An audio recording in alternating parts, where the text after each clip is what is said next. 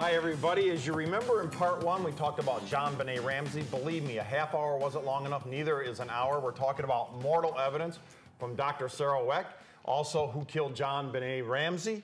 We had talked to Mike McPhee out in Denver, Colorado, the Denver Post. He wasn't able to join us for the show, but he enlightened me on a lot of things, and he wrote a column that really pointed the finger toward Patsy Ramsey. I'm joined by Jeff Hansen here on Right from the Author, and Dr. Sarah Weck, nice enough to come back for part two. Dr. Weck, this really would take many hours to discuss this case. It's one of the most bizarre murders of all time, especially a young child like this. And I'll tell you, as you get into the autopsy, this was a brutal murder. When I said we cannot show let's talk about how brutal this was. Okay, we will. And you know what? It is so brutal we can't even show it here on television. I've seen the autopsy report, but go ahead and describe really what you know about the autopsy. Okay. Well, let me say the little girl is found. There is a rope around her neck. Interestingly, underneath the rope is the sweater or jersey that she's wearing. So and the rope around the right wrist also has the jersey underneath it. So think about that. In other words, no marks, right? Are going to be left with the ropes.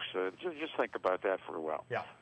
And you'll see in a moment. Now, when they do the autopsy, they find an 8.5-inch fracture from the front to the rear, the frontal to the occipital portion of the skull.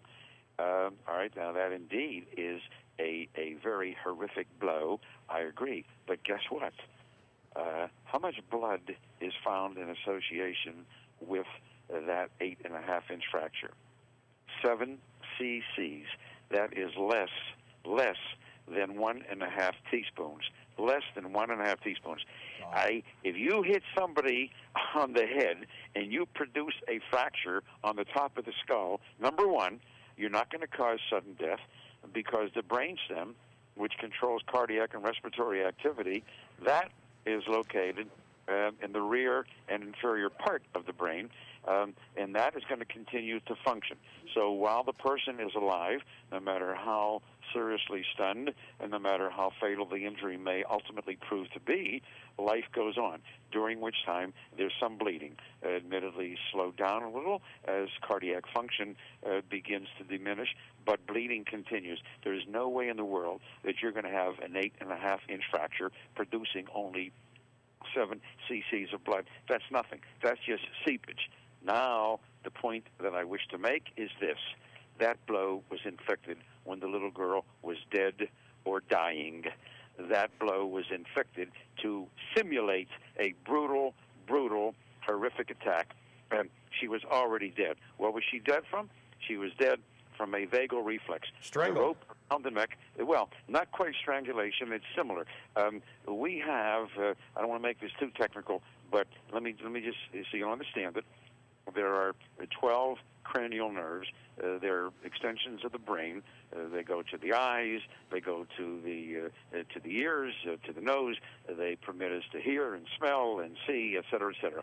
The 10th nerve is the most multifaceted, so to speak. It's called the vagus nerve.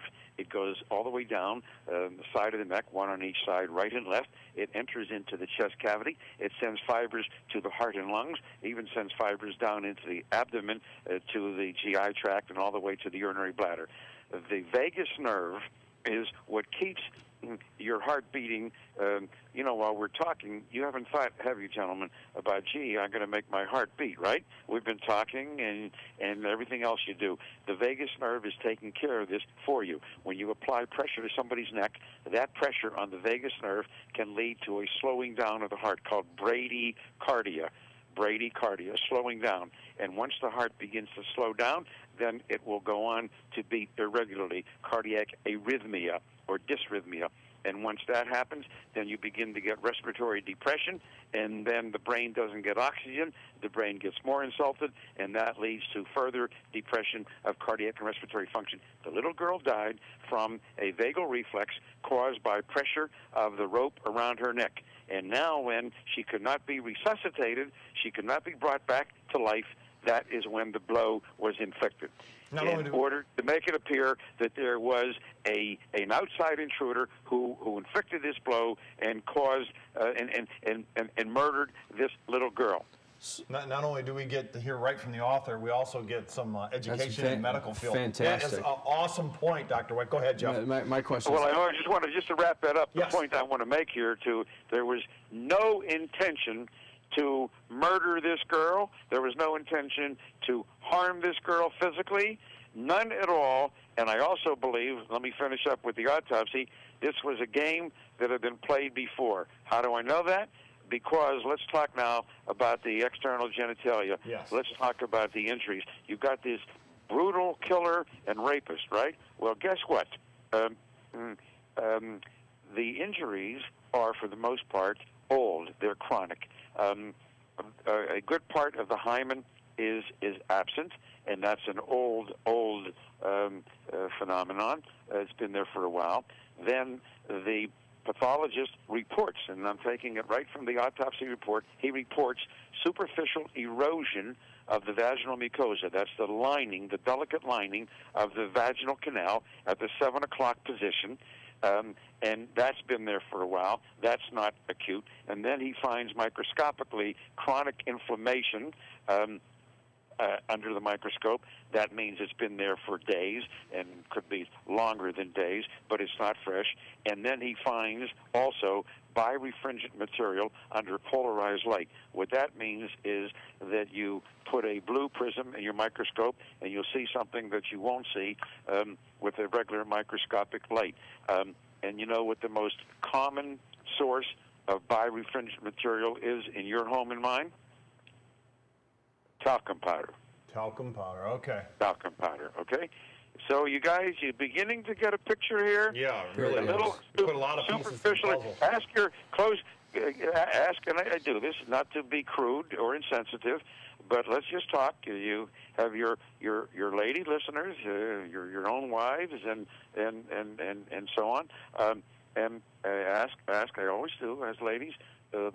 Just think you're on the examining table, and the gynecologist is examining you, performing a digital vaginal examination, a right-handed examiner. Where does the examining finger go?